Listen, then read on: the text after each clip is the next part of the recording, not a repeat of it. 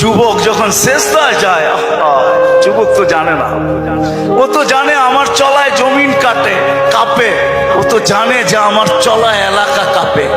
হায়, ও জানে না ওর সেজদায় যে আরশ কাঁপে, ওটা ও জানে না। যদি জানতো তো এলাকা কাঁপাইতো না, যদি জানতো তো জমিন কাঁপাইতো না, ও সেজদা দিতে থাকতো আর আরশকে কাঁপাইতে থাকতো। যুবকের সেজদায় আরশ কাঁপে, আরশ। যুবক যখন সেজদায় যায়, সেজদায় পড়ে তো আল্লাহ ফেরেশ, নাইলে এই হাদিস কোনোদিন আসতো না। আল্লাহ ফেরেশতাকে বলে উনজুর ইলা শাব মাযা ইয়াফআল, যুবকের দিকে তাকাতো কি করে, আল্লাহ জানেন। তো ফেরেশতা বলে জাআলা আজলাহু ওয়া মাজালাহু লিআজলিক, সবকিছু বিসর্জন দিয়ে আপনার কুদরতি পায়ে মাথা ঠেকায় দিয়েছে।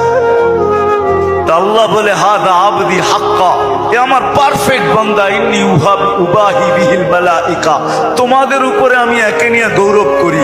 যখন সেজদায় চিৎকার দেয় সুবহানা রাব্বিয়াল আলা, আল্লাহ বলে সাব্বাহতানি সাব্বাহতুক, তুই আমাকে পবিত্র বললি, যাহ তুই পবিত্র, তোর গুনাহ মাফ, সেজদার থেকে উঠার আগে মাফ।